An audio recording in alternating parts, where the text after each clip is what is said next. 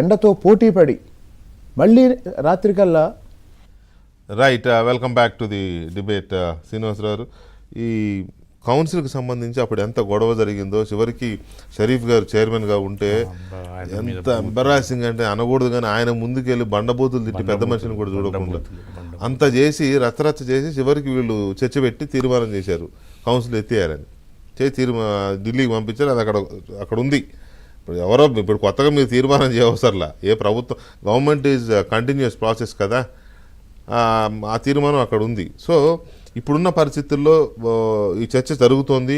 మీ party కూడా ఆలోచన చేస్తున్నట్టుగా ఒక ఇన్ఫర్మేషన్ ఉంది. సో దీని మీద మీ ఇదేంటి?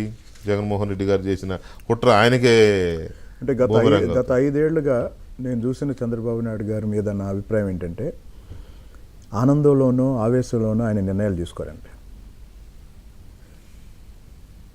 ఆనందంలోనూ ఆవేశంలోనూ నిర్ణయాలు తీసుకోరు. పార్టీ ప్రయోజనాలు, రాష్ట్ర ప్రయోజనాలు వీటిని దృష్టిలో పెట్టి తీసుకుంటారు. ఆ రోజు జగన్మోహన్ రెడ్డి కౌన్సిల్లో అమరావతి బిల్లు దృష్టిలో పెట్టుకొని కౌన్సిల్లే రద్దు చేద్దాం అన్నాడు. అంతేగాని అసలు కౌన్సిల్ అంటే ఏంటి, దాని ప్రాధాన్యత ఏంటి, దాని అవసరం ఏంటి అన్న అవగాహన అతనికి లేదు. ఇక్కడ నేను మీకు ఒకటి వినిపించాలి.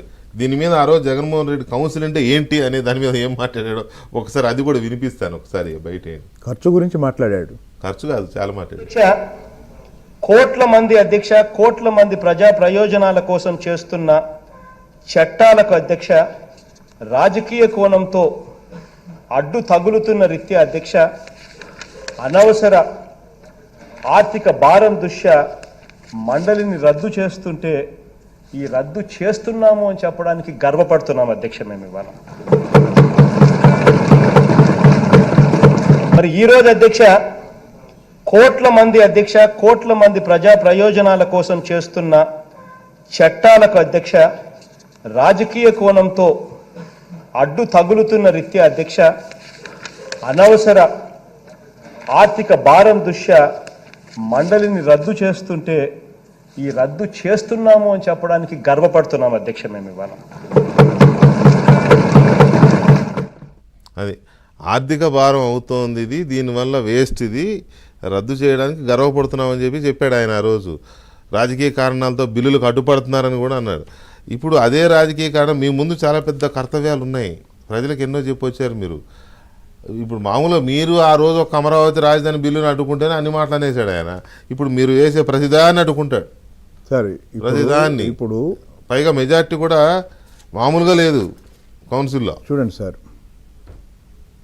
కూటమి అధికారంలోకి వచ్చింది, 11 సీట్లతో జగన్మోహన్ రెడ్డి గారు ప్రతిపక్షంలో ఉన్నారు.